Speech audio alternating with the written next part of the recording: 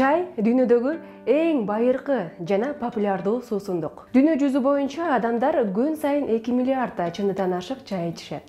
Алдыда мына ушул биз ичип жүргөн чайдын пайдаларына токтолобуз.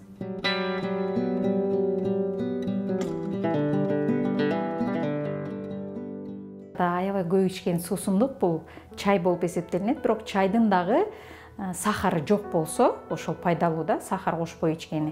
Эми көбүнчө эле көк чай ичкиле деп айтат элем мен өзүбүздүн элибизге.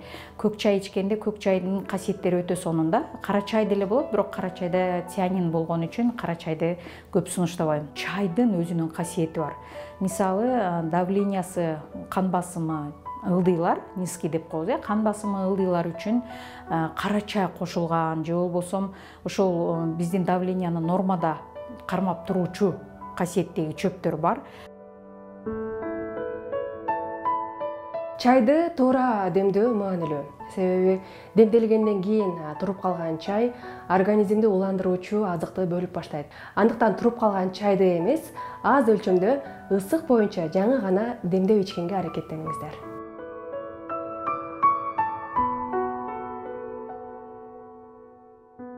Имбир кошулган чай, куркума кошулган чай, ит мурун кошулган чай, ушундай чайларды ичсек, лимон кошуп да, ушундай малина кошуп иче турган болсок, азыр суук аба ырайында биздин иммунитетти көтөрүүчү касиетке ээ булар.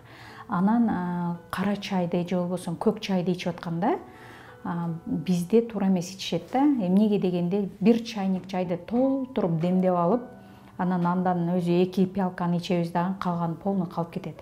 Калып кетсе анан муздатып туруп ичебиз дейт. Чай негизи япондордо, башка өлкөлөрдө ичкенде кичикай пиалага демдеп туруп эле, ошо бир урттап ичип, анан ошо менен токтотушат да.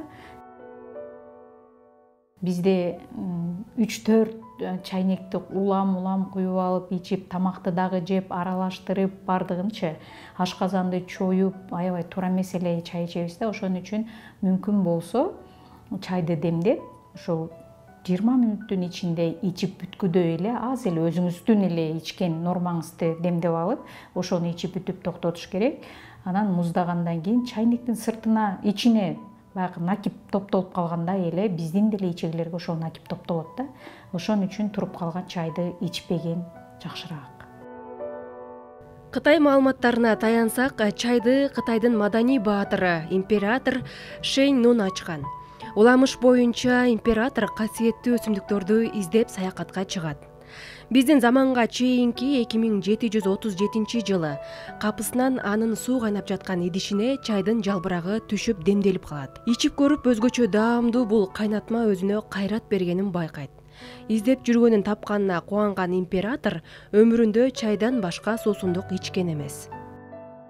Жакындарыңызды чайга чакырып, жакшы маанай тартуулап туруңуз. Келиңиз, чай ичебиз.